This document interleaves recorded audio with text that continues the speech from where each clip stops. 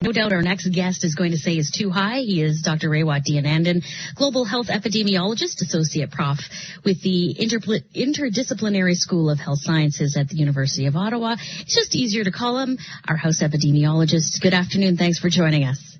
Good afternoon. How are you? We're doing okay, technically, but the numbers still aren't really showing any significant results since we moved into level orange. And I think the question from people now is, how long should it take before we start to see them coming down instead of continuing to go up? Well, they might not come down. You might need more stringent actions, right? In general, it will take before we see any sort of results in the data, depending upon how the testing is being deployed. And I know that Manitoba is doing more testing now, so you may find slightly more cases as a result. Or, more opportunities. It's getting colder, spending more time inside. Thanksgiving's around the corner. The numbers are going to go up before they come down, I think. Prairie Mountain Health Region was able to really tamp this down in about 26 days with the same restrictions that Winnipeg and the surrounding area is under now, so we'll have to wait and see if that happens.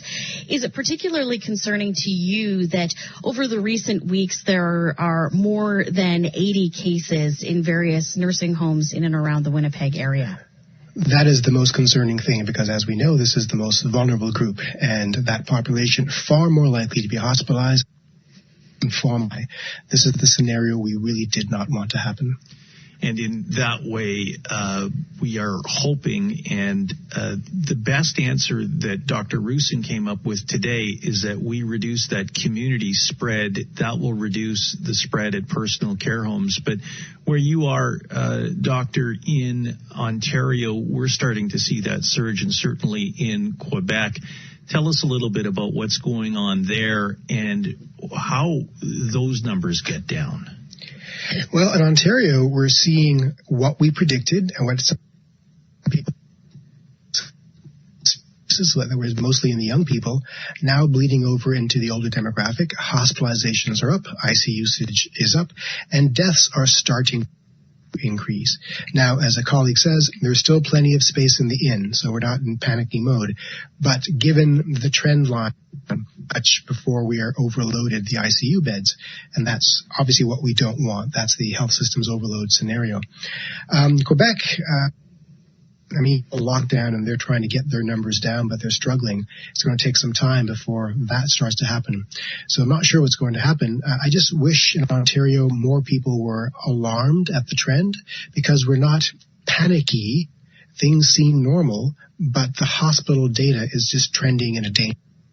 I think enough people are sufficiently alarmed by the direction of that curve. It's interesting, Julie. I have my son and his girlfriend in Winnipeg now for 5 weeks. They spent the first 2 weeks in isolation, and they're going back to Toronto. And they said to me, essentially, it's business as usual on the streets of Toronto, and there's a different culture here in Winnipeg. They do see that mask-up culture now as a result of what we've gone through in the summer, and certainly we're taking it seriously here, but they've said in Toronto that not as serious, and as a result, as the doctor says, you're starting to see and continuing to see those cases move up.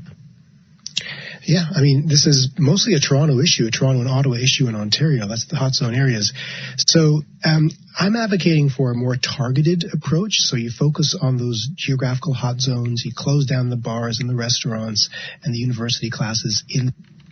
The test positivity rate is well over 3%, and you see what happens. Anything we can do to prevent having to close schools and to prevent having to have an economic.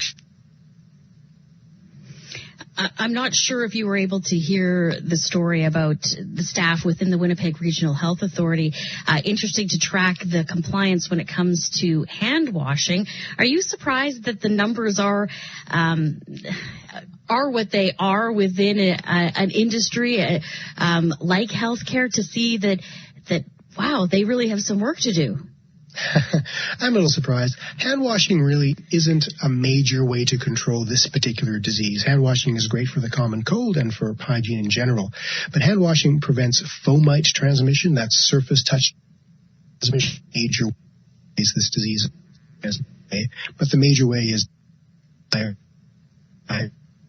so overly set. It shows me there isn't active thinking about how to reduce transmission on a day-to-day basis, which would be especially in a healthcare environment. Raywat Deonandan have been joining us. He is global health epidemiologist and associate prof at the University of Ottawa, and we always thank him for his time and his insight.